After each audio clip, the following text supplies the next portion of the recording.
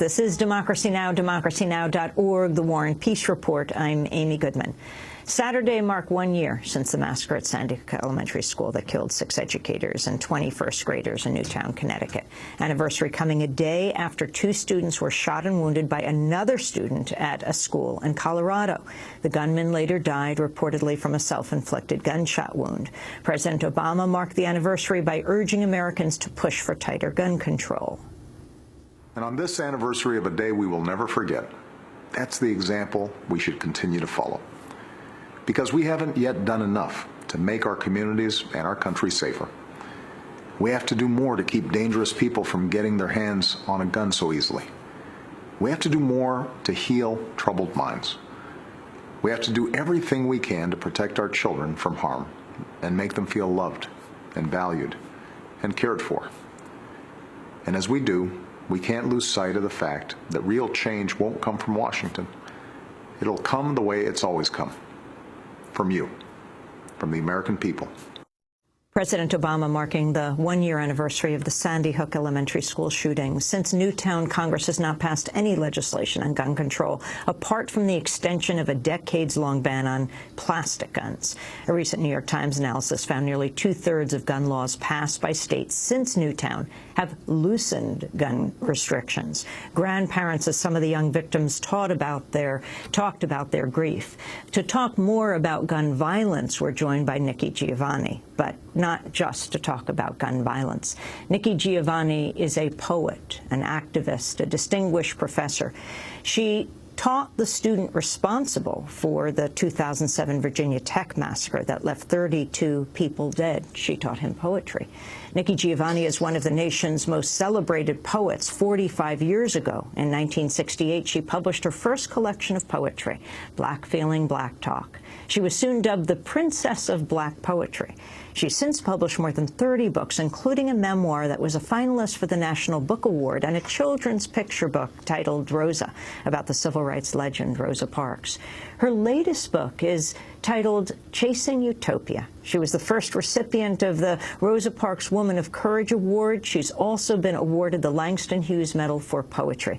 Nikki Giovanni is a university distinguished professor at Virginia Tech in Blacksburg, Virginia, joining us now in our New York studio. Welcome to Democracy Now! Oh, good morning, and how are you?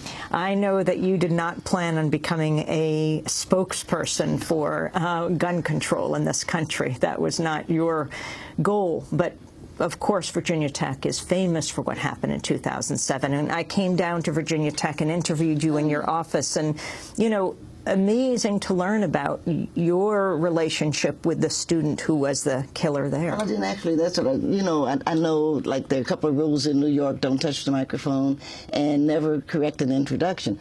But Oh, you can do both. No, maybe not touch the microphone. No, I did not teach Mr. Cho, and I didn't want that, like, to be...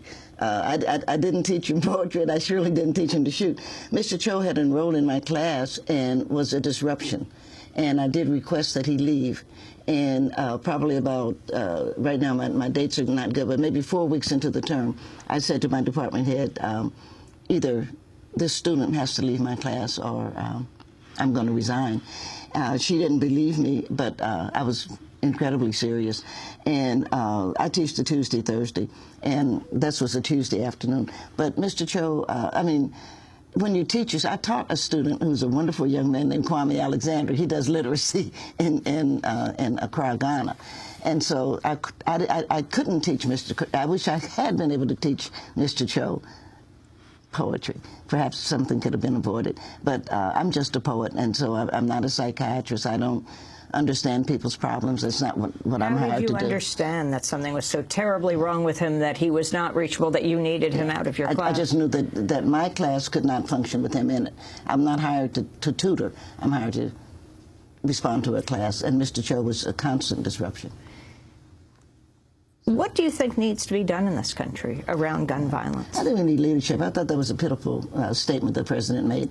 Washington certainly does make changes, and usually they're negative changes. Washington says, take off your shoes before you can get on an airplane. Or Washington says, we're only going to have, so much fluoride. Washington makes changes. So why is it when it comes to gun control, all of a sudden we need the American people? No, we need leadership. We need the president, and we need our senators. We need the people who care to be as strong in their views as the NRA is strong about wanting every American on earth to have a gun. Obviously, guns are a bad idea. They're an idea of the 18th and 19th century. They're just not a 21st century thing. They're just not necessary. It's just not the way we do that. And we need leadership, and I'm tired of watching the people that say they care bow down to the people that we know don't. I was just enchanted by the fact that the Pope pushed back on Rush Limbaugh. That he said, I'm not taking it. Rush Limbaugh is a fat, drug-addicted idiot who sends his brown maid out to buy his drugs. I'm not going to have him saying it. I love the Pope. I'm not Catholic. I'm Baptist. But good for the Pope. You get tired of the good guys always trying to find that somehow or another the crazy guys make sense. Has the massacre at Virginia Tech, in 2007, changed your university? It changed universities. It didn't, like 9/11, 9/11, didn't change New York. It changed America. And I think that these things have to be looked at. That was something that really happened at Virginia Tech. It's not something we did.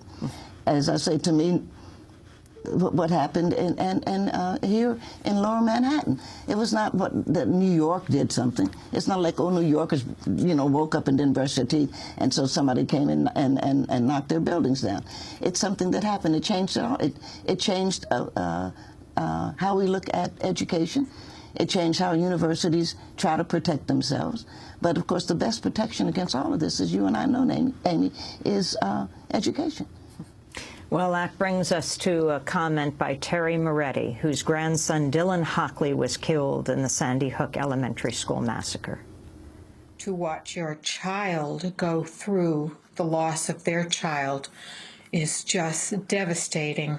My daughter and son-in-law had established reading to the boys every night, so when I went down to visit, I always had the pleasant task of reading to them. And I was reading a particular book to Dylan the week before the tragedy. And I went down at Christmas time, and the book was still in the bedroom, and I asked my daughter if I could have it, and she said, of course I could. And since the night I brought it home, I have read the book to Dylan every night, and I really believe that he hears me.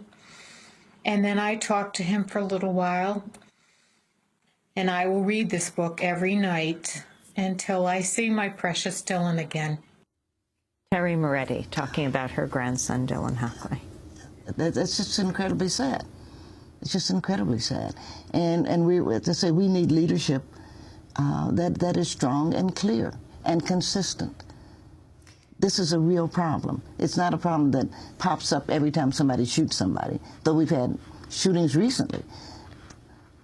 When does it? I'm Amy Goodman. Thanks so much for watching this report from Democracy Now!, your daily, independent, global grassroots news hour. We don't accept advertising or corporate funding, but rather rely on donations from viewers like you. Please make your contribution by visiting democracynow.org today. We need your support today to keep bringing you this hard-hitting, in-depth reporting.